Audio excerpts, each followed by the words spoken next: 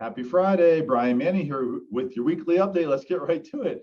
So Monday this week, we had Freddie Mac come out with a statement. This was in regards to new construction homes, saying that we're 3.8 million homes behind on actually delivering to the public what's needed for new purchase transactions. Kind of difficult to keep our finger on the pulse there or really to determine the accuracy of that statement. Even if it is a high number, still, whether you're, 2 million, 3 million, 3.8 million homes behind on delivering new construction homes to the public, certainly still seeing challenges in the new build area with homes, being behind on delivery to the public. So certainly just playing more and more into the challenges with inventory that we're seeing. Tuesday this week, we had the World Bank giving a statement, and they were cutting their global forecast for growth. Went down from like 4.5% down to 3.6%. So, for sure, the World Bank, an incredibly important institution, definitely seeing recessionary pressures around the world, that we're likely to be pulling into here in the next year or two. Also, Tuesday this week, we had Fed President James Bullard speaking. He was talking about a 75 basis point or a 0.75% rate increase with the Federal Reserve. Maybe unlikely that we would actually see a 75 basis point rate increase. Perhaps they're just, saying this to soften the blow. So when they raise them by 50 basis points or 0.5%, it doesn't really feel that bad.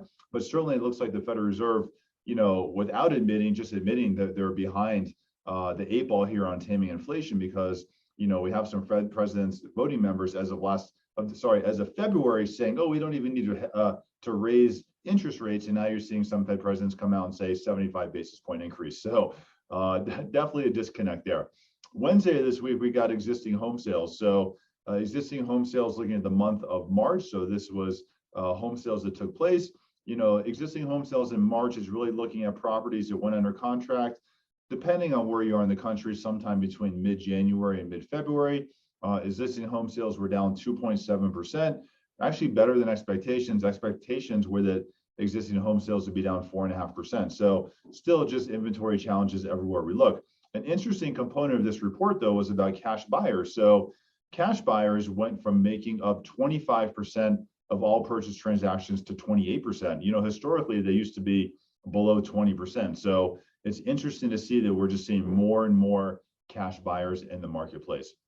Also, Thursday this week, we just got more and more talk about inflation. And now we're starting to hear about what's called the wage inflation spiral. So what a wage inflation spiral is, and it's something for us to pay very close attention to, is that you have employers that are looking at the cost of inflation, right? You have the cost of goods increasing. And as the cost of goods increase, you have an employer that has to raise the wages that they pay their employees so they can afford the cost of goods going up. And then you have the cost of goods going up even higher. And then you have employers that have to continue to raise their wages as well. So a wage inflation spiral would be really bad, because it's very hard to tame inflation when you have inflation costs escalating, and then you have employers trying to increase this. I was actually just reading an article this morning about wage pressure inflation, and Florida, for example, top 5 markets for wage pressure inflation. Sarasota alone was up like 20%.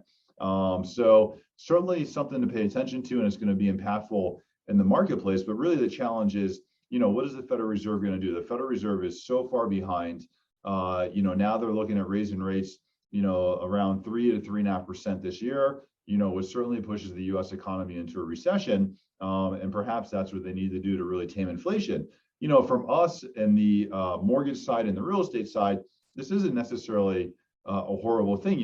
Recessions are usually very real estate friendly. So when you see the Federal Reserve hike rates like that, and you see them push us closer to a recession, and you see that have an impact on inflation, and inflation comes in check, that really just means that mortgage rates will come down, and that usually is very beneficial for the housing market as well. So we'll have to keep an eye on this. I definitely don't envy the Fed's position, because they're in a tough spot right now. I'm around all weekend. If you have any questions, let me know. If you want to go through our strategic buyer consultation, give me a call me on my cell phone, or text me. I would love to help you any way I can. Happy Friday. Have a great day.